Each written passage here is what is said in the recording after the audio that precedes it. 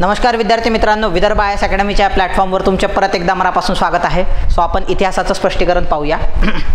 बघा, खालील जोड्या जुळवा. महाराष्ट्रातील सविनय कायदेभंग म्हणजे जेव्हा गांधीजींनी तिकडं मीठ उचलून सत्याग्रह केला होता, दांडी मार्च आपण ज्याला म्हणतो, साबरमतीपासून दांडीपर्यंत जी गांधीजींनी 240 मैलाचं अंतर त्यांनी पार केलं होतं. सो त्यानंतर महाराष्ट्रात देखील ठिकठिकाणी वेगवेगळे आंदोलनं झाले. सो काही ठिकाणी जंगल सत्याग्रह, काही ठिकाणी गवत कापून, बिळाशीचा जंगल सत्याग्रह, नगरमधल्या संगमनेरचा, इकडे यवतमाळमध्ये बापूजी याने आहे. सो असे अनेक लोकांनी वेगवेगळे सत्याग्रह केले. सो जे कोस्टल एरियाज होते, वडाळा आहे, त्याच्यानंतर खाली जर तुम्ही गेलं तर मालवण आहे, अशा वेगवेगळ्या ठिकाणी तिथं तुमचे मीठ सत्याग्रह झाले होते. तसेच वेगवेगळ्या ठिकाणी वेगवेगळे सत्याग्रह झाले. तर याच्यामध्ये स्पेशली या भागामध्ये समजा विदर्भ आहे, ठाणे आहे, सो तिथं कोणी कोणी सत्याग्रह केले याच्या ह्या जोड्या आहे. एकदम सोपं आहे. सो नागपूरमध्ये सत्याग्रह केलेला आहे नरकेसरी अभ्यंकर, हे नाव लक्षात ठेवा. सो नरकेसरी अभ्यंकर, त्यांना नरकेसरी म्हटल्या जाते. सो त्यांनी सत्याग्रह केला होता नागपूरमध्ये आणि अकोल्यामध्ये, ह्या दोन ठिकाणी थोडं विचित्र पद्धतीनं सत्याग्रह झाले. सो गांधीजीनं मिठाचा सत्याग्रह केला म्हणून यांची इच्छा होती आम्हाला मिठाचा सत्याग्रह करायचा. पण अरे, नागपूर आणि अकोल्याकडे समुद्र नाही आहे ना, तो मुंबईकडे आहे किंवा कोकणाला लागून आहे. मग यांचं म्हणणं होतं ठीक आहे, समुद्र नसला तर काय झालं. सो आमच्याकडे समुद्र नाही, पण समुद्र एवढी इच्छाशक्ती आहे. म्हणून यांनी काय केलं, विहिरीचं पाणी काढलं, जे खारं पाणी असते. सो त्याच्यापासून मीठ तयार केलं. आणि ठीक आहे, जर नाही पॉसिबल झालं तर नरकेसरी अभ्यंकरांनी नागपुरामध्ये मिठाच्या पुड्या वाटल्या म्हणजे, आणि सत्याग्रह केला. सो तो नागपूरचा मिठाचा सत्याग्रह होता.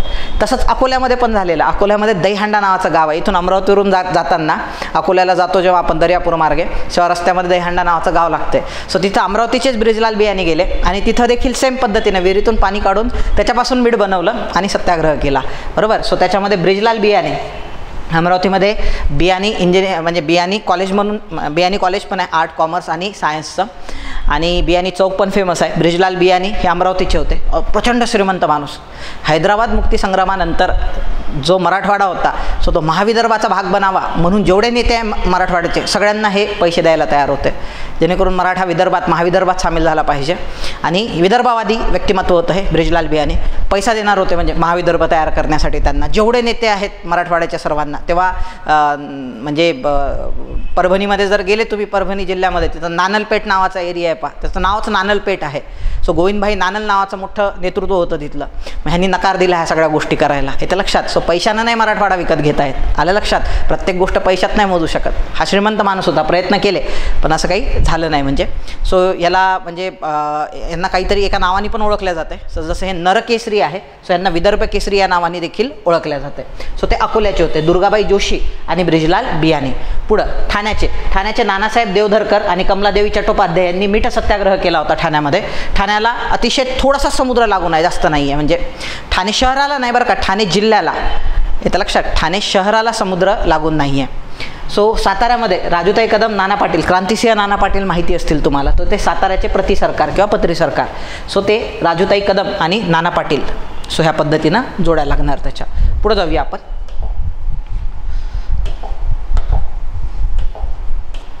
इतिहासाचा पेपर तुलनेनं सोपा होता यावर्षीचा, म्हणजे यावेळेसचा जो पेपर आहे. 2-3 क्वेश्चन जर सोडले तर बाकी सगळे जमण्यासारखे क्वेश्चन होते. खालीलपैकी कोणत्या व्यक्तींचा गट प्रार्थना समाजाशी निगडीत आहे? बघा, महादेव गोविंद रानडे, वामन आबाजी मोडक, न्यायमूर्ती चंदावरकर. एकदम बरोबर आहे. हे सगळे जेव्हा स्थापना होत होती प्रार्थना समाजाची स्थापना कशी झाली तर ब्राह्मो समाजाचे जे आचार्य म्हणून ओळखल्या जायचं ज्यांना, सो ते मुंबईला आलेले होते. त्यांचं नाव केशवचंद्र सेन होतं, ज्यांना प्रार्थना समाजाचे ते नवनिर्वाचित एकदम यंग आचार्य होते. अध्यक्ष होते देवेंद्रनाथ टागोर. सो त्यांना मुंबईत पाठवलं. म्हणजे हा माणूस असा आहे केशवचंद्र सेन, ज्यांनी ब्राह्मो समाज संपूर्ण भारतात पसरवला. मग महाराष्ट्रात प्रचार करण्यासाठी आला. त्यानं भाषण दिलं मुंबईमध्ये. पण मोस्ट ऑफ द टाईम हे जे भाषण असायचं हे थोडंसं हिंदू धर्मावर टीका करणारं होतं, पण खरं होतं. म्हणजे ज्या वाईट चालीरीती आहे हिंदू धर्मातल्या त्यावर टीका करणारं, आणि ख्रिश्चन धर्म किती चांगला आहे हे त्याच्यातून सांगण्याचा त्यांनी प्रयत्न केला. मग हे यांना आवडलं नाही, किंवा ख्रिश्चन धर्म ठीक आहे, हिंदू धर्मात वाईट प्रथा आहे त्या आपल्याला दूर करायच्या आहे, पण त्यासाठी हिंदू धर्मावर टीका करणं आणि ख्रिश्चन धर्माचे दाखले देणं हे काही महाराष्ट्रातल्या युवकांना आवडलं नाही. म्हणून महाराष्ट्रातले काही युवक होते जे आधी परमहंस मंडळीमध्ये पण होते, पण परमहंस मंडळी ही एक गुप्त समाजसुधारक किंवा धर्मसुधारक संघटना होती, ती बंद पडली. सो जे लोक त्यात सामील होते परमहंस मंडळीमध्ये 1849ला, त्यांची यादीच जाहीर करून टाकली. पुण्यातल्या एका पुणे वैभव नावाच्या वर्तमानपत्रात. त्यानंतर ती संघटना बंद पडली. सो त्यांना आणखी अशी एक संघटना आता उघड स्थापन करायची होती म्हणून त्यांनी प्रार्थना समाजाची स्थापना केली. यामध्ये तीनही तरखडकर होते. आत्माराम पांडुरंग तरखडकर, दादोबा पांडुरंग तरखडकर आणि भास्कर पांडुरंग तरखडकर यांनी 1867 मध्ये मुंबई येथे, पुण्यात नाही बरं का, मुंबई येथे स्थापना केली. आत्माराम पांडुरंग तरखडकर अध्यक्ष होते प्रार्थना समाजाच्या. पण प्रार्थना समाजाची जी फिलॉसॉफी होती ती राघव भांडारकर आणि न्यायमूर्ती रानडेंनी रचलेली आहे. आता हे बाकीचे न्यायमूर्ती चंदावरकर, वामन आबाजी मोडक हे त्याचे सगळेजण मेंबर होते. म्हणजे दादोबा पांडुरंग तरखडकर, आत्माराम पांडुरंग तरखडकर, भास्कर पांडुरंग तरखडकर हे आत्ताच मी तुम्हाला सांगितलं. ॲक्च्युली विठ्ठल रामजी शिंदे देखील प्रार्थना समाजाशी निगडीत होते. सुरुवातीच्या कालखंडामध्ये प्रार्थना समाजानेच त्यांना स्कॉलरशिप दिली होती युरोपमध्ये जाऊन धर्माचा तौलनिक अभ्यास करण्यासाठी. जे त्यांचं गाजलेलं भाषण होतं म्हणजे ॲम्स्टरडॅम येथे दिलेलं जे धर्माच्या तौलनिक अभ्यासावरती दिलेलं जे भाषण होतं त्यामध्ये भारताचा उदार धर्म नावाचं त्यांनी प्रबंध वाचून दाखवला होता. सो त्यासाठी जे फॉरेनला गेलेले आहेत सो ते ह्यामार्फतच गेलेले आहेत प्रार्थना समाजाच्या. त्यांनी जे डिप्रेस क्लासेस मिशन सुरुवातीला स्थापन केलं हे प्रार्थना समाजाच्या फंडिंगमधूनच चालायचं. सो त्याच्यामुळे लक्षात ठेवा हे नाव देखील प्रार्थना समाजाशी निगडीत आहे. स्थापनेत नव्हते. विठ्ठल रामजी शिंदेंचा जन्मच 1873चा आहे. हो, ते स्थापनेत नव्हते मात्र या समाजाशी निगडीत होते. रमाबाई रानडे एकदम बरोबर आहे. रमाबाई रानडेंना देखील फंडिंग किंवा रमाबाई रानडेंनी नंतर शारदा सदन नंतर मुक्ती सदन सो यासाठी देखील फंडिंग प्रार्थना समाजातर्फे व्हायची. त्यामुळे या देखील संबंधित आहे. लोकमान्य टिळक कोणत्याच पद्धतीनं प्रार्थना समाजाशी संबंधित नव्हते. त्याचं कारण असं होतं की लोकमान्य टिळक हे राजकीय सुधारक होते. म्हणजे त्यांचं म्हणणं होतं की भारताला स्वातंत्र्य आधी मिळवून द्यायचं, स्वराज्य आधी मिळवून द्यायचं आणि त्यामुळं त्यांनी सनातनी वर्गाचा पाठिंबा घ्यायचं ठरवलं जो मेजॉरिटीमध्ये होता. पॉलिटिक्समध्ये मेजॉरिटीला महत्त्व असते. मेजॉरिटी क्लास हा सनातनी होता, सुधारक नव्हता. त्यामुळे त्यांनी सनातन्यांची बाजू उचलून धरली आणि प्रार्थना ही समाज सुधारक होती, सुधारकांची संघटना होती. त्यामुळे ते प्रार्थना समाजाचे सदस्य नव्हते. त्यामुळं क ऑप्शन चुकीचं असणार. जगन्नाथ शंकरसेठ काही संबंध नाही. जगन्नाथ शंकरसेठचा मृत्यूच 1865 आहे. ही संघटना 1867 स्थापन झाली. सो त्यामुळे हे येणार नाही. बाळशास्त्री जांभेकर ते तर बिलकुल नाही. ते तर बिचारे 1845 मृत्युमुखी पडले होते. भाऊदाजी लाड यांचा काही संबंध नाही प्रार्थना समाजासोबत. सो त्याच्यामुळे ड विधान देखील चुकीचं आहे. मग बरोबर विधानं कोणते आहे तर फक्त अ आणि ब हे दोनच विधानं बरोबर आहे. सुबोध पत्रिका हे याचं मुखपत्रक होतं प्रार्थना समाजाचं. स्थापना 1867 आहे. स्थापनेच्या वेळेचे अध्यक्ष आहे आत्माराम पांडुरंग तरखडकर. येतं लक्षात. सो ही प्रार्थना समाजाची माहिती आणि ह्या प्रश्नाचं उत्तर. चलो आगे चलते हैं. एकदम सोपे प्रश्न आहे. पुढे जाऊया. 1920च्या गया अधिवेशनाच्या अध्यक्षीय भाषणात कौन्सिलच्या मुद्द्यावरून काँग्रेसमध्ये फूट पडून फेरवादी आणि नाफेरवादी गटात खालीलपैकी फूट पडून फेरवादी व नाफेरवादी या गटात खालीलपैकी कोणत्या व्यक्तींचा फेरवादी गटात समावेश होता. आता मी पहिल्यांदा भानगड काय फेरवादी नाफेरवादी सो भरपूर लोकांसाठी नवीन असेल. चेंजर्स नॉन चेंजर्स झालं असं होतं की नुकताच काँग्रेसमध्ये गांधीजींची पकड यायला लागली होती. गांधीजींची असहकार चळवळ प्रचंड गाजली. गांधीजींनी असहकार चळवळीमध्ये जेव्हा कलकत्ता अधिवेशन झालं ज्याचे अध्यक्ष लाला लजपत राय होते सो काँग्रेसचं सप्टेंबर महिन्यामध्ये अधिवेशन झालं होतं. ऑगस्ट महिना आणि त्यानंतर सप्टेंबर महिना. सो नॉर्मली काँग्रेसचे अधिवेशन डिसेंबर महिन्यात व्हायचे पण सप्टेंबर 1920मध्ये एक विशेष अधिवेशन कलकत्त्याला पार पडलं ज्याचे अध्यक्ष लाला लजपत राय राहिलेले आहे. आणि या अधिवेशनामध्ये त्यांनी असहकाराचा अर्थ समजावून सांगितला लोकांना. 1 ऑगस्ट 1920ला असहकार चळवळ लॉन्च झाली होती पण त्याच्यामध्ये त्यांनी अर्थ समजावून सांगितला. असहकाराचा अर्थ काय होतो तर आपल्याला सगळ्या गोष्टींवर ब्रिटिशांच्या बहिष्कार घालायचा आहे. ब्रिटिशांच्या वस्तूंवर, ब्रिटिशांच्या नोकऱ्यांवर, ब्रिटिशांच्या कायदेमंडळावर सगळ्या गोष्टींवर बहिष्कार घालायचा आहे. पण काँग्रेसमध्येच असा एक गट होता ज्याचे नेतृत्व CR दास करत होते. त्यांचं म्हणणं होतं म्हणजे ब्रिटिशांच्या सगळ्याच गोष्टीवर बहिष्कार घाला, कपड्यावर, वस्तूंवर, नोकऱ्यांवर, पण कायदेमंडळावर बहिष्कार घालू नका. का? कारण कायदेमंडळ हे लोककल्याणाचं माध्यम आहे आणि ब्रिटिशांना अडचणीत आणण्याचं देखील माध्यम आहे. आपण कायदेमंडळात जाऊन ब्रिटिशांना अडचणीत आणू शकतो आणि लोककल्याणाचे कामं पण करू शकतो. सो त्यामुळं असं करू नका. पण गांधीजींचं म्हणणं होतं की बहिष्कार म्हणजे संपूर्ण बहिष्कार. मग त्याच्यात हे एक्सेप्शन ते एक्सेप्शन हे गांधीजीला पटलं नाही. शेवटी चित्तरंजन दासच्या लक्षात आलं की लोक गांधीजींच्या पाठीशी आपल्या नाही. सो त्याच्यामुळे चित्तरंजन दासनी हो म्हणून टाकलं आणि अशा पद्धतीनं असहकार चळवळ सुरू झाली. असहकार चळवळनंतर गांधीजींनी एकदम फॉर्ममध्ये होती आणि नंतर गांधीजींनी ते 1922ला 5 फेब्रुवारी 1922ला चौरी चौरा हत्याकांड झालं. चौरी चौरा हत्याकांडाच्या पार्श्वभूमीवर 12 फेब्रुवारी 1922मध्ये त्यांनी बारडोली रेझोल्युशन पास केलं आणि असहकार चळवळ थांबवली. मग हे जीवावर आलं. बॅरिस्टर चित्तरंजन दासचं असं म्हणणं होतं की यार आम्ही सगळं म्हणजे कायदेमंडळात जाणं, आमचे मोठे मोठे पदं सोडून दिले आणि ह्या माणसानं अचानक काय करून टाकली, चळवळ थांबून टाकली. मग याच्यावर हा वर्ग नाराज होता. म्हणजे आता गांधीजीचं ऐकायचं नाही. आता त्याच्यात गांधीजींना तुरुंगवास झाला. म्हणजे चौरी चौरा हत्याकांडाची पूर्ण जबाबदारी गांधीजींनी घेतल्यामुळे त्यांना 6 वर्षाच्या तुरुंगवासाची शिक्षा झाली. गांधी तुरुंगात गेले आणि त्याच वेळेस असहकार आंदोलनाच्या दरम्यान चित्तरंजन दास तुरुंगात होते. 1921चं जे अहमदाबाद अधिवेशन आहे त्या अहमदाबाद अधिवेशनाचे अध्यक्ष CR दास होते, पण ते तुरुंगात होते. आणि जेव्हा गांधीजी तुरुंगात गेले 1922मध्ये तेव्हा हे बाहेर आलेले होते चित्तरंजन दास. मग चित्तरंजन दास म्हणे आता गांधीजीला जाऊ द्या तुरुंगात, आता मी माझ्या पद्धतीनं काँग्रेस चालवणार आणि कायदेमंडळात आपण काय करायचं, सहभाग घ्यायचा. पण गांधीवादी एक गट होता. गांधीवादी गटामध्ये स्वतः महात्मा गांधी त्यांचे म्होरक्या होते. सो त्याच्यानंतर मौलाना आझाद आहे, C राजगोपालाचारी आहे, त्याच्यानंतर आपले सरदार पटेल आहे. सो हा जो वर्ग होता सर्व हा गांधीजींना फॉलो करणारा होता. सो यांचं असं म्हणणं होतं की बाबा आपण गांधीजी जरी तुरुंगात गेलेले असले तरी गांधीजींचं असहकार तत्व कंटिन्यू ठेवायचं, जरी असहकार चळवळ थांबवलेली असली तरी. पण चित्तरंजन दासला फॉलो करणारा जो ग्रुप होता त्यांचं म्हणणं होतं नाही आपण कायदेमंडळात जायलाच पाहिजे. सो त्यामध्ये CR दास आहे, मोतीलाल नेहरू आहे, सो गुलाम हुसेन सुरावर्दी आहे त्याच्यामध्ये. सो त्यानंतर सुभाषचंद्र बोस आहे, बरोबर, लाला लजपत राय आहे. सो हे जे सगळे नेते होते यांचं म्हणणं होतं की नाही कोणाचं बरोबर आहे, CR दासचं बरोबर आहे, आपण जायला पाहिजे कायदेमंडळामध्ये. मग ज्यांचं म्हणणं होतं की गांधीजी तुरुंगात गेले, जी पोझिशन आहे ती तशच्या तशी राहायला पाहिजे, कुठलेही बदल नाही व्हायला पाहिजे त्याच्यात, त्यांना नाफेरवादी म्हणतात, नॉन चेंजर्स म्हणतात. नाफेरवादी, नॉन चेंजर्स, बदल नको असणारे. आणि ज्यांना बदल पाहिजे होता कायदेमंडळात जाऊन त्यांना प्रो चेंजर्स म्हटल्या जाते, त्यांना फेरवादी म्हटल्या जाते. सो फेरवाद्यांचे जे म्होरके होते किंवा नेते होते ते देशबंधू चित्तरंजन दास होते, Deshbandhu Chittaranjan Das. Second in command होते मोतीलाल नेहरू. नंतर यांनीच मिळून पुढे स्वराज पक्षाची स्थापना केलेली आहे 1 जानेवारी 1923ला अलाहाबाद या ठिकाणी मोतीलाल नेहरूंच्या घरी. पण हे यांना फेरवादी म्हणतात, चेंजर्स म्हणतात. CR दास, मोतीलाल नेहरू, त्यानंतर सुभाषचंद्र बोस होते त्याच्यामध्ये. सो त्याच्यानंतर याच्यामध्ये नची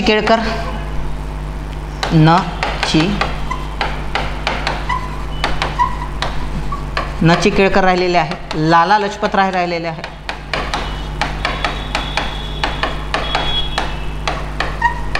तेज बहादूर सप्रू, TB सप्रू लिहितो मी इथं त्यांना, तेज बहादूर सप्रू.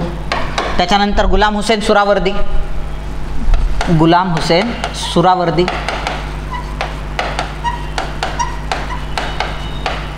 सो या सर्व नेत्यांना कोणते नेते म्हणून ओळखले जाते. त्यानंतर हकीम अजमल खान. ॲक्च्युली जेव्हा मी म्हटलं थोड्या वेळापूर्वी 1921ला चित्तरंजन दास तुरुंगात होते आणि तुरुंगात असताना पण त्यांनी काँग्रेसचं अध्यक्षपद भूषवलं, तर त्यांनी तात्पुरतं टेम्पररी अध्यक्षपद किंवा त्यांना आपण म्हणतो हंगामी अध्यक्षपद, सो ते कोणाकडे दिलेलं आहे, त्यांनी हकीम अजमल खानला पाठवलं होतं अध्यक्षपद भूषवण्यासाठी, कारण ते स्वतः तुरुंगात होते. सो ह्या सर्व जो गट आहे जो CR दासला फॉलो करायचा, सो ह्यांना फेरवादी, चेंजर्स म्हटल्या जाते. म्हणून हकीम अजमल खान आहे त्याच्यामध्ये, मोतीलाल नेहरू आहे त्याच्यामध्ये, मोहम्मद अन्सारी नाही आहे, याचं लक्षात, हे गांधीवादी होते. C राजगोपालाचारी पण गांधीवादी होते आणि गुलाम हुसेन सुरावर्दी पण आहे. सो ह्या प्रश्नाचं उत्तर ACE असायला पाहिजे होतं, पण इथं पर्यायामध्ये कुठंच आपल्याला ACE दिसत नाही, याचं लक्षात. सो ACE नाही आहे, सो पर्यायामध्ये कुठंच दिलेलं नाही आहे ACE, पण ह्या प्रश्नाचं उत्तर ACE आहे. तर तुम्ही ते एक्झामच्या दृष्टीने लक्षात ठेवा. जाऊ द्या उत्तरात आहे नाही आहे, पण जी माहिती दिली मी तुम्हाला एवढ्या कमी वेळामध्ये ती अतिशय प्रेसियस आहे, एक्झामच्या दृष्टीने लक्षात ठेवा. नंतर हे सगळेजण कशात गेलेले आहे, त्यांनी शेवटी म्हणजे दबदबा काँग्रेसवर तर तुरुंगात असून पण गांधींचाच होता, म्हणून त्यांनी अध्यक्षपदाचा राजीनामा दिला. 1921च्या अहमदाबाद अधिवेशनाचे अध्यक्ष चित्तरंजन दास होते.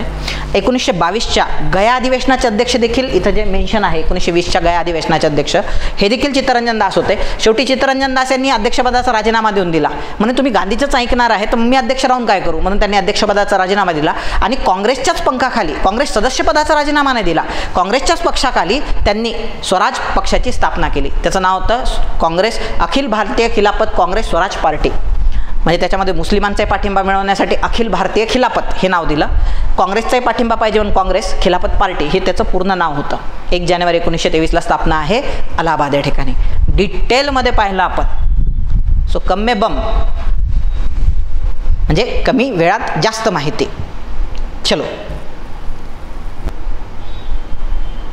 लाला लजपत राय आहे, ते रॉय नाही आहे. चलो आगे चलते हैं. भारतात झालेल्या अनौद्योगिकीकरणामुळे कोणते परिणाम घडून आले. आता असे प्रश्न जे असतात हे होलिस्टिकली सोडवायचे असतात. तुम्हाला माहीतच असावं उत्तर असं काही नाही आहे. अनौद्योगिकरणामुळे काय झालं, हस्तकलेला जास्त प्रमाणात वाव मिळाला नाही, उलट हस्तकलेचा काय झाला, ऱ्हास झालेला आहे. दुसरा, भारतीय अर्थव्यवस्थेचा भार जास्तीत जास्त शेतीवर पडला, बरोबर आहे. औद्योगिकरण जर नष्ट झालं तर भार सगळा कशावर असणार, शेतीवर असणार. औद्योगिक इंग्लंडसाठी भारत हा कृषी क्षेत्र म्हणून राहिला, बरोबर आहे, कारण कॉम्पिटिशनसाठी उद्योग राहिलेच नाही ना अनौद्योगिकरणामुळे. आणि ग्रामीण आणि संस्कृतीत लक्षणीय बदल घडून आले, 100% बरोबर आहे. सो बकड हे बरोबर आहे, अचुकीचं आहे याच्यामध्ये. हस्तकलेला वाव नाही मिळाला, हस्तकलेचा पण ऱ्हास झालेला आहे. चलो आगे चलते हैं. महिला व त्यांनी लिहिलेल्या पुस्तकांच्या योग्य जोड्या जुळवा. प्रेमाकंटक कोण होत्या लक्षात घ्या. सो ह्या गांधीवादी होत्या नेत्या, महाराष्ट्रातल्याच होत्या, पुण्यामधल्या. सो पुण्याच्या सासवडमध्ये त्यांनी सासवड संघाची पण स्थापना केली आणि महिला संघांची पण स्थापना केलेली आहे.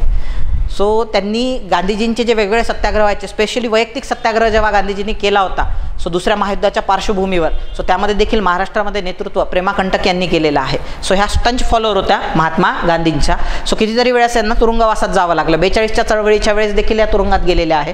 सो गांधीजींच्या गांधीवादी आणि काँग्रेसच्या मोठ्या नेत्या होत्या. बॉम्बे युनिव्हर्सिटीमधून यांनी महिला असून पण डिग्री घेतलेली होती, त्यामुळे गाजलेल्या होत्या. सत्याग्रही महाराष्ट्र नावाचं त्यांनी पुस्तक लिहिलेलं आहे. विजयालक्ष्मी पंडित या पंडित जवाहरलाल नेहरूंच्या या सिस्टर होत्या, बहीण होत्या. नंतर युनायटेड नेशनच्या जनरल असेंब्लीच्या अध्यक्षा पण राहिलेल्या आहेत विजयालक्ष्मी पंडित. सो त्यांनी हे पुस्तक लिहिलेलं आहे, प्रेझेंट डेज. त्यानंतर सरोजिनी नायडू, ज्यांना भारताची कोकिळा, गानकोकिळा म्हटल्या जाते. सो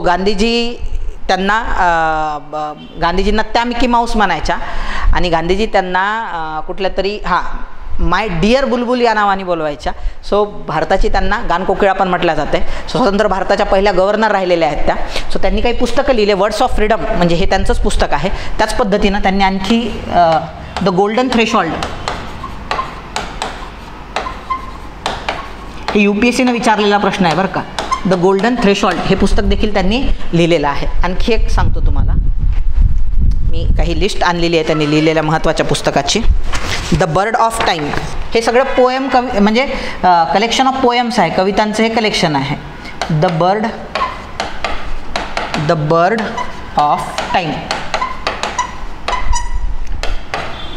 त्यानंतर बझार्स ऑफ हैदराबाद,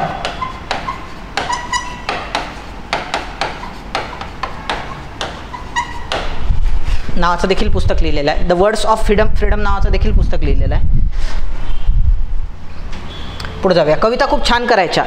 मग तिथले जे मीर उस्मान अली होते म्हणजे हैदराबाद संस्थानाचे संस्थानिक, त्यांना जेव्हा कळालं यांच्या कवितांबद्दल ते एकदम खुश झाले आणि त्यांना पुढं इंग्लंडमध्ये शिकण्यासाठी स्वतः फंडिंग देऊन पाठवलं आणि त्यामुळे त्या उच्च शिक्षित होत्या ब्रिटनमधून. नंतर गांधीजींच्या सहकारी बनलेल्या सरोजिनी नायडू. काँग्रेसच्या पहिल्या भारतीय महिला अध्यक्षता राहिलेल्या आहे 1925चं कानपूर अधिवेशनात, त्या भारताच्या पहिल्या महिला अध्यक्षा. सो तीनही विधानं काय आहे, बरोबर आहे. भारतीय रेल्वे वाहतुकीची सुरुवात मीटर गेजने झाली, हे चुकीचं आहे.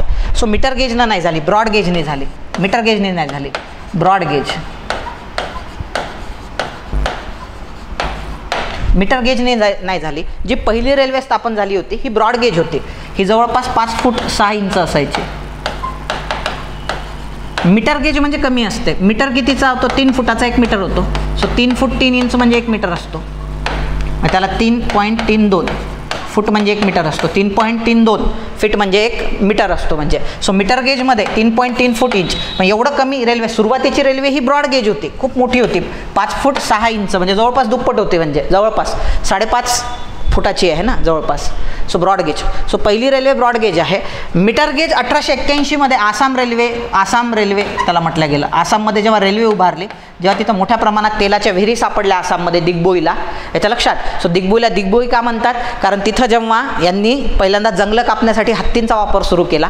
हत्ती तिथं काय करायचे, जंगलं कापण्यासाठी मदत करायचे, त्यांच्या पाठीवर ओंडके वाहून नेल्या जायचे.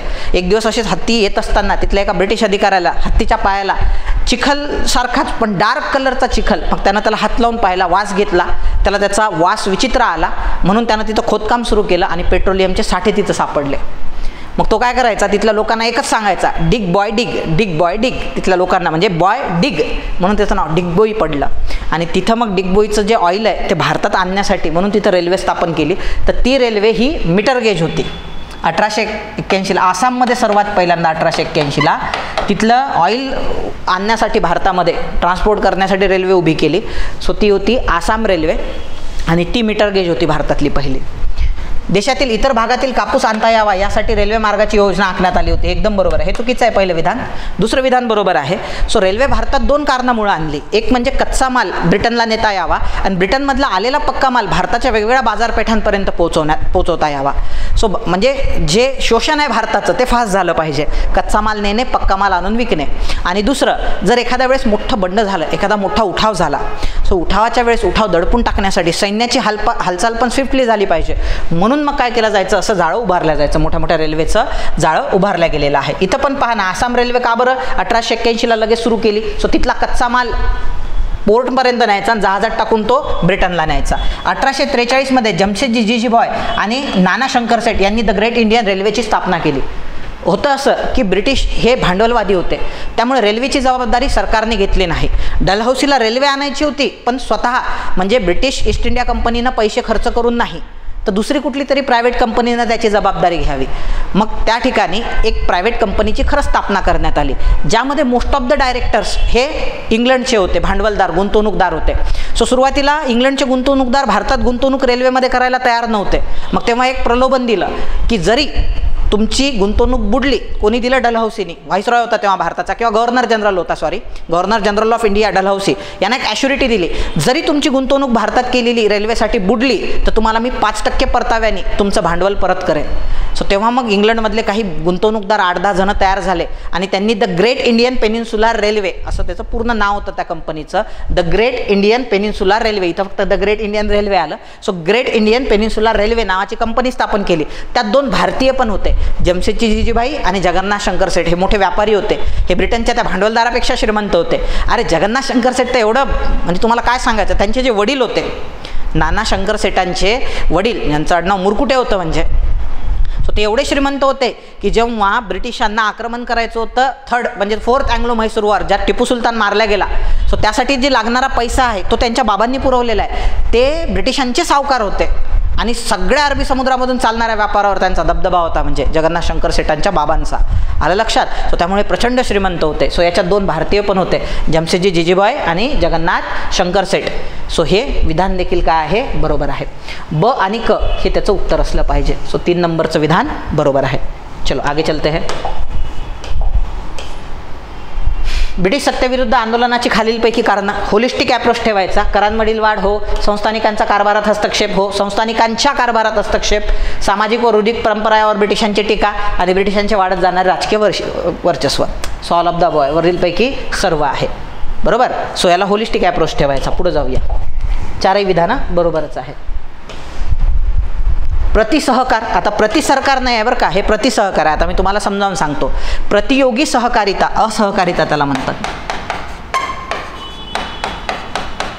त्याला प्रतियोगी असहकारिता. मी 12वीला असताना याचा अभ्यास केला होता. सहज माझ्या वाचण्यामध्ये ते आधी प्रतियोगिता दर्पण नावाचं मासिक यायचं, त्याच्यामध्ये लिहून आलेलं होतं हे. टिळकांची प्रतियोगी असहकारिता काय असतात त्याबद्दल माहिती आली, तेव्हा मी वाचली होती हे प्रतियोगी असहकारिता. आता मी तुम्हाला समजावून सांगतोय काय होतं. काय झालं, लोकमान्य टिळक 1908ला तुरुंगात गेले. बरोबर. सो त्यांनी लिखाण केलेलं होतं. सो जे खुदिराम बोस आणि प्रफुल्ल चाकीनी जे डगलस किंग्सफोर्ड होता मुझफ्फरचा डिस्ट्रिक्ट मॅजिस्ट्रेट बंगालचा, सो त्याच्या गाडीवर बॉम्ब फेकले होते, त्यामध्ये 2 इटालियन लेडी आणि ड्रायव्हर मारला गेला होता. सो तो वाचला होता डगलस किंग्सफोर्ड. सो त्यानंतर त्यांना फाशी झाली. त्याच्यामध्ये खुदिराम बोसला प्रफुल्ल चाकीनं सुसाईड करून घेतली. तेव्हा टिळकांनी 3 प्रबंध लिहिले होते किंवा लेख लिहिले होते. देशाचे दुर्दैव, सो जे झाले ते बरे झाले, आणि बॉम्बगोळ्याचे रहस्य. सो त्यामुळे टिळकांना त्या ठिकाणी 6 वर्षासाठी काळा पाण्याची शिक्षा झाली आणि मंडालेला पाठवण्यात आलं. तिथून जेव्हा टिळक सुटून आले तेव्हा टिळकांनी असं ठरवलं की बाबा आपण जर काही असं जहरी टीका केली ब्रिटिशांवर किंवा असं काही केलं तर आपल्यावर हे देशद्रोहाचा खटला टाकतात आणि तुरुंगात टाकतात. मग यावेळेस काय करायचं, अशी पॉलिसी वापरायची की ब्रिटिशांना विरोधही करता आला पाहिजे आणि तुरुंगातही नाही गेलो पाहिजे. मग त्यांनी एक पॉलिसी त्या ठिकाणी वापरली, ते म्हणजे प्रतियोगी असहकारिता. जर ब्रिटिश आम्हाला सहकार्य करत असेल तर आम्ही तुम्हाला सहकार्य करतो, आणि ब्रिटिश जर आम्हाला असहकार्य करत असेल तर आम्ही तुम्हाला असहकार्य करतो. सो त्याला काय म्हणतात, प्रतियोगी असहकारिता. आलं लक्षामध्ये. सो त्यामध्ये टिळक आणि टिळकांचे जे अनुयायी आहे, न.चि. केळकर आहे, जोसेफ बाप्टिस्टा आहे, सो हे सगळा वर्ग. त्याच्यानंतर इकडं दादासाहेब खापर्डे आहे अमरावतीचे, त्यानंतर बापूजी अने आहे तिकडे यवतमाळचे, त्यानंतर नागपूरचे मुंजे आहे. सो ह्या सगळ्यांनी त्यामध्ये होते. सो सहकार पक्ष जो आहे ते बॅरिस्टर जयकर चाललं जाईल. सो ते गांधीवादी होते, टिळकवादी होते. येतं लक्षात. पुढे जाऊया. Pune youth league SM. Joshi यांनी स्थापना केलेली आहे. एस.एम. जोशी महत्त्वाचं व्यक्तिमत्व आहे. सो भारताच्या कलाभूमीमधलं पण महत्त्वाचं व्यक्तिमत्व आहे. सो जुन्नरला त्यांचा जन्म आहे पुण्यामध्ये, आणि अपब्रिंगिंग त्यांची पुण्यामध्ये झाल्यानंतर आमदार खासदार पुण्यामधून ते निवडून आलेले आहे भरपूरदा. एस.एम. अण्णा म्हणायचे सगळेजण त्यांना. आणि एकदम म्हणजे आपण म्हणू शकतो की गांधीजींच्या मार्फत अनेकदा त्यांनी सत्याग्रहात देखील भाग घेतलेले आहे. त्यांचं मेन कार्य म्हणजे काय, ते रोखठोक बोलायचे. लहान असतानापासूनच त्यांचं व्यक्तिमत्व एकदम ढासू आणि डिफरंट होतं. एकदा त्यांनी त्यांच्या शिक्षक म्हणजे एका पोराला त्यांच्या म्हणजे जे शिक्षक होते, सो ते काय करायचे, जे सुंदर दिसणारे पोर आहेत त्यांना पुढं बसवायचे, आणि जे असे ज्यांना काही मार लागलेला आहे किंवा दिसायला थोडेसे गहूवर्ण आहे किंवा काळ्या रंगाचे आहे, किंवा एका मुलाला देवी झाल्यामुळं त्याच्या चेहऱ्यावर खड्डे आले होते, देवीच्या आजारामुळं खड्डे व्हायरसमुळं होणारा तो रोग आहे पहा, त्याला आपण व्हॅरिओला झोस्टर म्हणतो, म्हणजे त्यामुळं होणारा हा रोग आहे, देवी रोग, ज्याला आपण स्मॉल पॉक्स म्हणतो. मग त्याला मागं बसवलं, तर त्या पोराला मागं बसून यांनी पुढं बसायला लावलं, म्हणजे आणि त्या शिक्षकाला विरोध केला होता, त्यामुळे यांना शाळेतून काढून टाकलं होतं त्या शिक्षकांनी. सो असे हे होते. त्याच्यानंतर टिळक जेव्हा जिंकून म्हणजे तिकडं व्हॅलेंटाईन चिरोलनी जेव्हा टिळकांना व्हॅलेंटाईन चिरोलनी म्हटलं होतं की भारतीय असंतोषाचे जनक, आणि त्यांच्यावरती एक पुस्तक लिहिलं होतं द इंडियन अनरेस्ट नावाचं, तेव्हा टिळकांनी बदनामीचा खटला भरला आणि लंडनला ते लढवायला गेले होते. जेव्हा परत आले टिळक, तेव्हा त्यांच्यासाठी पुणेकरांनी मोठ्या जंगी स्वागत मिरवणुका काढल्या होत्या. त्या मिरवणुकीला गेले म्हणून शिक्षकांच्या छड्या खाल्ल्या होत्या. लोकमान्य टिळकांच्या मृत्यू यात्रेत पण ते सहभागी झाले होते शाळा पाडून, म्हणून पण छड्या खाल्ल्या होत्या. सो असं एक्स्ट्रा ऑर्डिनरी. त्यांना अस्पृश्यता बिलकुल आवडत नव्हती, म्हणून जेव्हा बाबासाहेब आंबेडकरांनी पुण्यामध्ये पर्वती सत्याग्रह, मंदिर सत्याग्रह केला, तेव्हा ते बाबासाहेब आंबेडकरांसोबत सहभागी झालेले आहे. सो ते पुणे युथ लीगचे काय होते, त्या ठिकाणी पुणे मुंबई या ठिकाणी त्यांनी युथ लीग स्थापन केल्या होत्या. पुढे जाऊया. हिंदुस्थानी सेवा दल. सो याचे जवाहरलाल नेहरू, हे फार महत्त्वाचं आहे बरं का. हिंदुस्थानी सेवा दल लक्षात घ्या. 1923चं काकीनाडा अधिवेशन आहे, त्या काकीनाडा अधिवेशनामध्ये हिंदुस्थानी सेवा दल गठीत करण्यात आलं. याच्यामागची संकल्पना अशी होती की वर्दीचं अट्रॅक्शन युवकांना खूप असते. मग युवकांना अट्रॅक्ट करण्यासाठी काँग्रेसने एक वर्दीधारी विंग तयार केली होती, ज्याचे अध्यक्ष जवाहरलाल नेहरू होते. जवाहरलाल नेहरू तेव्हा यंग डायनॅमिक होते, 25-30 वर्षाचं व्यक्तिमत्व असणार म्हणजे ते. सो ते त्याचे अध्यक्ष होते हिंदुस्थानी सेवा दलाचे. पण नंतर रवींद्रनाथ टागोरांनी याच्यावर टीका केली की गांधीजी, तुम्ही तर अहिंसक व्यक्तिमत्व आहे, आणि तुम्ही हे जे वर्दी करताय म्हणजे हे हिंसेकडे घेऊन जाणार आहे. पहिल्या महायुद्धाच्या पार्श्वभूमीवर हे जर तुम्ही वर्दीधारी असं एक गणवेशधारी लोकांचा ग्रुप म्हणजे हे थोडेसे सैनिक वाटतात, आणि हे हिंसेकडे वळणारी विचारधारा आहे, म्हणून गांधीजींनी तेव्हाच ते डिझॉल्व्ह करायला लावलं. सो 23ला स्थापना आहे, 24ला समाप्त हिंदुस्थानी सेवा दल. पण ह्या हिंदुस्थानी सेवा दलामध्ये काही काम करणारे स्वयंसेवक होते वर्दीधारी. सो त्यांना गांधीजींनी हे कॅन्सल करणं हिंदुस्थानी सेवा दल बिलकुल आवडले नाही. त्यापैकी एक जण होते पहा, त्यांचं नाव हेडगेवार. याचं लक्षात. सो ते हेडगेवार म्हणजे नागपूरचे हेडगेवार. त्यांनी हिंदुस्थानी सेवा दल कॅन्सल झाल्यानंतर नागपूरला आले, आणि 1925ला ह्याच हिंदुस्थानी सेवा दलाच्या आधारावरती राष्ट्रीय स्वयंसेवक संघाची वर्दीधारी लोकांची एक संघटना स्थापन केली. आणि नंतरच्या कालखंडात जेव्हा हिंदू मुस्लिम वाद वाढत गेला 1925 नंतर, ज्या दंगली उसळलेल्या आहे भारतामध्ये, तेव्हा यांनी हिंदूंना डिफेंड करण्याचं काम चांगल्या पद्धतीनं केलं. त्यामुळे RSS महाराष्ट्र नाही तर पूर्ण भारतभरात फेमस व्हायला लागली, राष्ट्रीय स्वयंसेवक संघ. याचं लक्षात. सो जे हेडगेवार त्यांचे सर्व आहे किंवा संस्थापक आहे. सो त्यांनी जी संकल्पना आहे वर्दीधारी लोकांची ती इथूनच घेतलेली आहे हिंदुस्थानी सेवा दलातून. Bombay Presidency Youth League, Shripad Amrit Dange communist होते हे. सो यांनी बॉम्बे प्रेसिडेन्सी युथ लीग ची स्थापना केली होती. सो पहिल्या नंबरचा ऑप्शन बरोबर आहे 1 2 3 4. चलो आगे चलते हैं.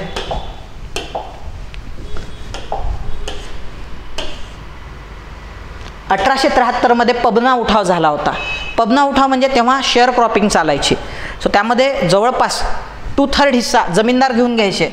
शेअर क्रॉपिंग म्हणजे काय, शेती कसायला कुळांना द्यायची, शेतमजुरांना द्यायची, आणि शेतीतून जे उत्पन्न येते त्यापैकी 2/3 हिस्सा हे जमीनदार ठेवायचे, आणि कुळांना त्या ठिकाणी 1/3 हिस्सा द्यायचे. त्यामुळं कुळ नाराज झाले, आणि त्यांनी जमीनदारांच्या विरुद्ध संघटित होऊन जे आंदोलन केलं ते पबना जिल्ह्यातून सुरू झालं. सो त्याला युसुफजाई परगणा म्हणतात. सो त्या युसुफजाई परगण्यामधून ते सुरू झालेलं आहे, येतं लक्षात. सो म्हणून त्याला पबना उठाव म्हटलं जाते. युसुफजाई परगण्यातून ती सुरुवात झाली, त्याची जिल्हा त्याचा पबना होता म्हणून त्याला पबना उठाव म्हणतात. सो कुळांची मागणी होती की हाफ झाला पाहिजे हा हिस्सा. सो जमीनदारांनी अर्धा आणि आम्हाला अर्धा मिळायला पाहिजे आणि त्यासाठी शेतकऱ्यांनी संघटना बांधायला सुरुवात केली. त्या संघटनेचं नेतृत्व सगळ्याच वर्गातल्या लोकांनी केलं, हिंदू मुस्लिम. त्यामध्ये ईश्वरचंद्र रॉय फेमस आहे, इदी मोला नावाचं व्यक्तिमत्व फेमस आहे, शंभू पॉल नावाचं व्यक्तिमत्व फेमस आहे. सो यांनी या आंदोलनाचं नेतृत्व केलं आणि खास म्हणजे इंटेलेक्च्युअल वर्ग जो होता, उदयोन्मुख म्हणजे नवीनच बंगालमध्ये एक इंटेलेक्च्युअल क्लास पुढे येत होता. सो त्यांनी या उठावाला सपोर्ट केला. हिंदू पॅट्रियट लिहिणारे म्हणजे हरिश्चंद्र मुखर्जी, ज्यांचे हे हिंदू पॅट्रियट नावाचं वर्तमानपत्र होतं, त्यांनी देखील बाजू घेतलेली आहे पबना उठावाची. सो त्यानंतर तुमचं आर.सी. दत्त, रोमेशचंद्र दत्त यांनी देखील या उठावाची बाजू उचलून धरली आणि कोर्टामध्ये जमीनदारांचा पराजय झाला आणि शेतकऱ्यांचा विजय झाला आणि त्यांना शेअर क्रॉपिंगमध्ये अर्धा हिस्सा मिळाला. यांचा उठाव ब्रिटिशांविरुद्ध नसून फक्त जमीनदाराविरुद्ध होता, एकदम बरोबर आहे, ज्याच्याबद्दल आता आपण बोललेलो आहे. शंभू पॉल बरोबर आहे, इदी मोला, शंभू पॉल, ईश्वरचंद्र रॉय यांनी ह्या आंदोलनाचं नेतृत्व केलं. राजाराम मोहन राय यांच्या नेतृत्वाखाली ब्राह्मो समाजाने या उठावाला पाठिंबा दिला, हे चुकीचं आहे. ख्रिश्चन मिशनऱ्यांनी या उठावाला पाठिंबा दिला, लक्षात ठेवा. आणि आणखी दुसरं, सो जे हे होते आपले सुरेंद्रनाथ बॅनर्जी, त्यांची एक संघटना होती Indian National Association, National Indian Association. So त्या Indian National Association INA, Indian National Association 1876ला स्थापना आहे. सो त्यांनी देखील पाठिंबा दिलेला आहे. राजाराम मोहन रायचा तर मृत्यू 1833मध्येच झाला होता. सो ते कसे येतील उठावाला पाठिंबा द्यायचा? हे उठाव 1873मध्ये झाले, म्हणून क विधान सपशेल चुकीचं आहे. बंकिमचंद्र चटर्जी, R.C. दत्त यांचा या शेतकऱ्यांना पाठिंबा होता. सो हे बरोबर आहे, आताच पाहिलं आपण. बंकिमचंद्र चटर्जी पण आहे. सो त्यानंतर हरिश्चंद्र मुखर्जी पण आहे, R.C. दत्त, रोमेशचंद्र दत्त पण आहे. इंटेलेक्च्युअल क्लासनी सपोर्ट दिल्यामुळं हे लोक केसेस जिंकले आणि यांना शेअर क्रॉपिंगमध्ये अर्धा हिस्सा मिळाला. आणि ब्रिटिशांना पण शेतकऱ्यांशी पंगा घ्यायचा नव्हता, कारण नुकताच 1857चा उठाव झाला होता म्हणून त्यांनी. आणि तो उठाव ब्रिटिशांच्या विरुद्धच नव्हता तसा, पण तो कोणाच्या विरुद्ध होता? जमीनदारांच्या विरुद्ध होता. ख्रिश्चन मिशनरांनी का बरं शेतकऱ्यांची बाजू घेतली? बेनेवोलंट कन्व्हर्जन, त्यांच्यावर जर उपकार केले, त्यांच्या वाईट वेळेत जर पाठीशी उभं राहिलं तर ते आपला धर्म स्वीकारतील, म्हणून त्यांनी पाठिंबा देण्याचा प्रयत्न केलेला आहे. सो अ, ब आणि ड हे 3 विधानं काय आहे त्या ठिकाणी बरोबर आहे. चलो आगे चलते हैं. 1920च्या काँग्रेसच्या नागपूर अधिवेशनानंतर काँग्रेसच्या संघटनात्मक रचनेत कोणते बदल घडून आलेले आहे? बघा, आता 2 अधिवेशनं त्या ठिकाणी महत्त्वाचे आहे. काँग्रेसचे 2 अधिवेशनं त्या ठिकाणी महत्त्वाचे आहे. सो 1920चं मगाशी सांगितलेलं जे विशेष अधिवेशन आहे सप्टेंबर महिन्यामध्ये झालं होतं, सो त्याचं नाव होतं कलकत्ता अधिवेशन. सो त्या अधिवेशनामध्ये असहकार काय आहे हे गांधीजींनी समजावून सांगितलं. आणि नंतर जे झालं रेग्युलर, डिसेंबर 1920, वीर राघवाचार्य त्याचे अध्यक्ष होते, लक्षात ठेवा. डिसेंबर 1920 वीर राघवाचार्य हे त्याचे अध्यक्ष होते. आता या अधिवेशनाचं सर्वात महत्त्वाचं वैशिष्ट्य म्हणजे काय? सो या काँग्रेसची जी घटना तयार असते, प्रत्येक पक्षाची एक घटना असते, सो त्या घटनेत पहिल्यांदा बदल करण्यात आले ते ह्याच अधिवेशनामध्ये. म्हणजे काँग्रेसच्या घटनेमध्ये बदल केले. कोणकोणते बदल केले? तर काँग्रेसच्या घटनेमध्ये बदल करून पहिल्यांदाच काँग्रेस वर्किंग कमिटीची स्थापना करण्यात आली आणि त्याची सदस्य संख्या 15 ठेवण्यात आली. आणि ह्या काँग्रेस वर्किंग कमिटीमध्ये गांधीजींनी सगळे काँग्रेसचे लोक म्हणजे गांधीवादी लोक भरले. काँग्रेसचं सगळं कामकाज, जरी अध्यक्ष कोणी असो, कामकाज कोण चालवणार हीच काँग्रेस वर्किंग कमिटी. म्हणून भरपूरदा असं झालं की म्हणजे गांधीजींच्या विरुद्ध अनेक व्यक्तिमत्व तयार झाले नंतरच्या कालखंडात. 2 महत्त्वाचे आहे, चित्तरंजन दास आणि चित्तरंजन दासला राजकीय गुरु मानणारे त्यांचे शिष्य सुभाषचंद्र बोस, हे गांधीजीला तुल्यबळ असणारे 2 नेते तयार झाले होते. यांनी काँग्रेस जिंकली पण होती, गांधीजींपेक्षा फेमस होते. चित्तरंजन दास पण 2दा काँग्रेसचे अध्यक्ष राहिले, 1921च्या त्या अहमदाबाद अधिवेशनाचे, 1922च्या गया अधिवेशनाचे. नंतरच्या कालखंडामध्ये हरिपुरा अधिवेशन आणि त्रिपुरी अधिवेशनाचे 1938 अनुक्रमे 1939ला सुभाषचंद्र बोस पण अध्यक्ष राहिले होते. पण हे दोघेही जण टिकू शकले नाही. याचं कारण म्हणजे गांधीजींना हरवलं होतं ह्यांनी, पण हे काँग्रेस वर्किंग कमिटीवर ह्यांचं वर्चस्व असल्यामुळं गांधीवादी गटाचं हे लोक काँग्रेसला जिंकू शकले नाही. त्यामुळे हे बाहेर फेकल्या गेले राजकारणाच्या आणि काँग्रेसवर नेहमी गांधीजींचा होल्ड राहिलेला आहे. येत्या लक्षामध्ये काँग्रेस वर्किंग कमिटी 15 लोकांची ही गांधीजींनी बरोबर 1920च्या अधिवेशनामध्ये घटित केली. काँग्रेसची जी ॲडमिशन फीज आहे ती कमी केली, कारण काँग्रेसमध्ये आधी सगळा अशा मोठ्या मोठ्या लोकांचा जातीवादी, ज्याच्यामध्ये म्हणजे जातीवादी म्हणण्यापेक्षा जातीवाईज विचार करायचा तर सवर्णांचा भरणा जास्त होता. शेतकरी आणि जमीनदाराचा विचार करतो तर जमीनदाराचा होता. मजूर आणि भांडवलदाराचा विचार करतो तर सगळे भांडवलदार भरलेले होते. सुशिक्षित वर्गाचा भरणा होता. म्हणून तर त्याला डफरीन यांनी मायक्रोस्कोपिक मायनॉरिटी म्हटलं होतं ना काँग्रेसला, की ऑलरेडी मायनॉरिटी असणाऱ्या लोकांची मायक्रोस्कोपिक मायनॉरिटी म्हणजे ऑलरेडी सवर्ण, त्यात शिकलेल्या सवर्णांची संघटना असं म्हटलं होतं. सो काँग्रेसला गांधीजींनी सामान्यांची संघटना बनवलं. सामान्यातल्या सामान्यालाही काँग्रेसमध्ये येता यावं यासाठी काँग्रेसची ॲडमिशन फीस फक्त 25 पैसे ठेवली. हे याच अधिवेशनामध्ये त्यांनी केलं.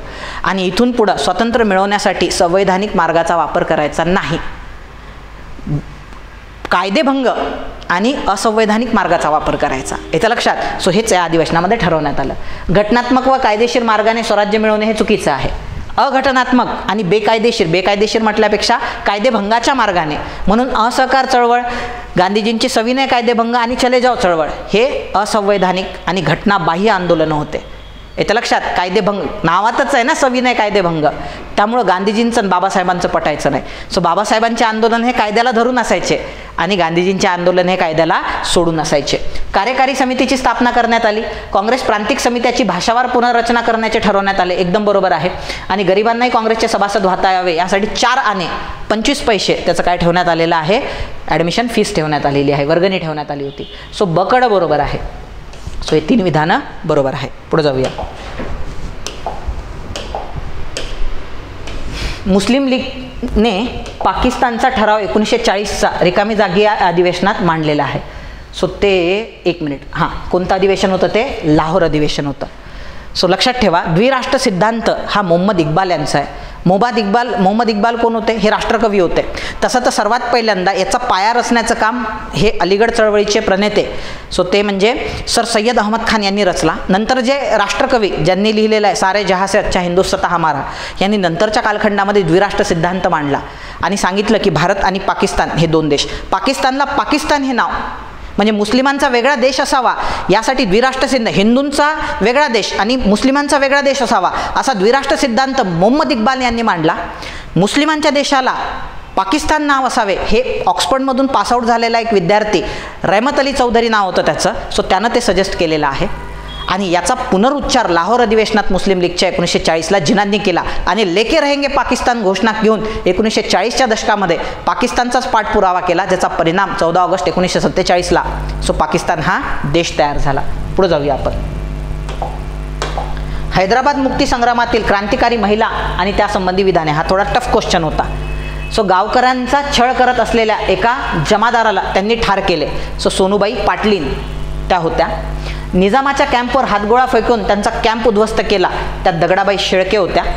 निजामांच्या रजाकारांशी लढण्याकरता मला एक रायफल द्या, तुमच्यासोबत रजाकारांशी मी लढत मरेन, हे विधान हैदराबाद मुक्ती संग्रामातील क्रांतिकारकांनी केलेले आहे. ते त्रिवेणीबाई पाटलीन यांनी केलेलं आहे. मुक्ती संग्रामातील कार्यकर्त्यांनी धुळ्यातील खजिना लुटला तेव्हा त्यांना धाडसाने साथ दिली, त्या अनुसया शिंदे होता. फॅक्च्युअल क्वेश्चन आहे हा, ह्याला असं काही लॉजिक नाही लावता येत म्हणजे. सो यांनी ते विधानं केलेले होते. पुढे जाऊया आपण.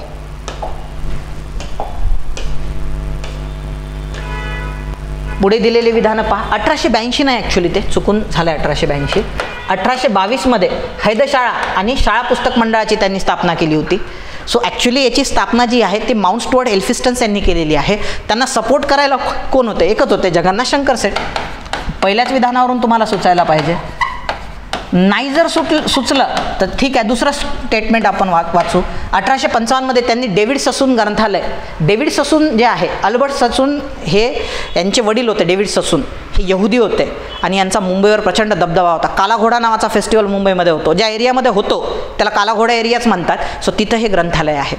सो हे ग्रंथालय त्यांनी त्यांच्या वडिलांसाठी उभारलं होतं. डेव्हिड म्हणजे अल्बर्ट जो ससून आहे, ससून रुग्णालय पण माहीत असेल पुण्याचं तुम्हाला, बस ते याच लाईनवरती आहे.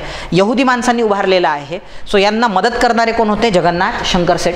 रॉयल एशियाटिक सोसायटीचे विज्ञानावरील अनेक ग्रंथ त्यांनी विकत घेतले. मुंबई प्रांताद्वारे त्यांनी सतीप्रथा बंदीसाठी अर्जावर सह्या केला. सतीप्रथेसाठी चळवळ चालवणारे होते राजाराम मोहन रॉय. राजाराम मोहन रायच्या मातृतुल्य वहिनी ज्या होत्या सो त्यांना सती जावं लागलं होतं 1811ला.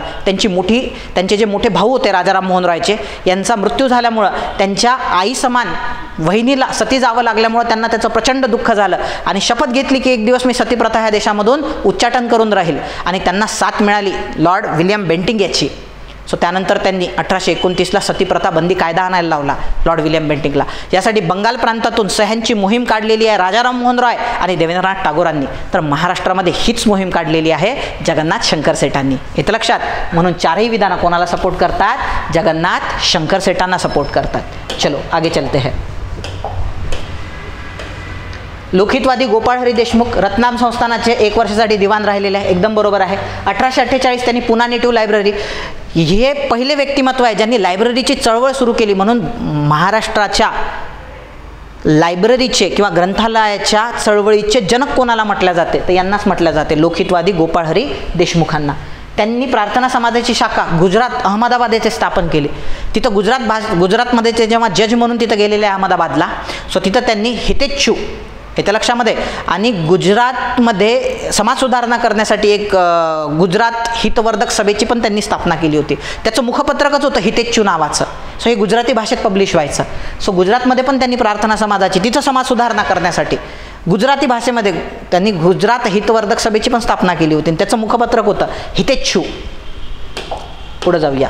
महात्मा ज्योतिबा फुले यांच्याविषयी खालील विधाने. असत्य विधान कोणतं आहे? स्त्री शिक्षणाचे पुरस्कर्ते होते जग जाहीर आहे. 1848मध्ये मुलींसाठी पहिली शाळा वेताळ पेठेत नाही काढलेली आहे त्यांनी, बुधवार पेठेत नाना भिडेंच्या वाड्यामध्ये काढलेली आहे. 1889मध्ये मुंबई येथे नाव्यांची सभा बोलावून स्त्रियांच्या केशवपनापासून परावृत्त केले. एकदम बरोबर आहे. त्यांनी 1873मध्ये सत्यशोधक समाजाची स्थापना पुणे येथे केलेली आहे. बाकी सगळं बरोबर आहे. खालील असत्य विधान कोणतं आहे? सो हे चुकीचं आहे. वेताळ पेठेत नाही, बुधवार पेठेत आहे. सो हे तर तुमचं इतिहास या विषयाचं स्पष्टीकरण. तुम्हाला हे स्पष्टीकरण कसं वाटलं हे आम्हाला कमेंट बॉक्समध्ये लिहून नक्की कळवा. सो भेटूया आपण पुढच्या लेक्चरमध्ये. तोपर्यंत धन्यवाद. जय हिंद.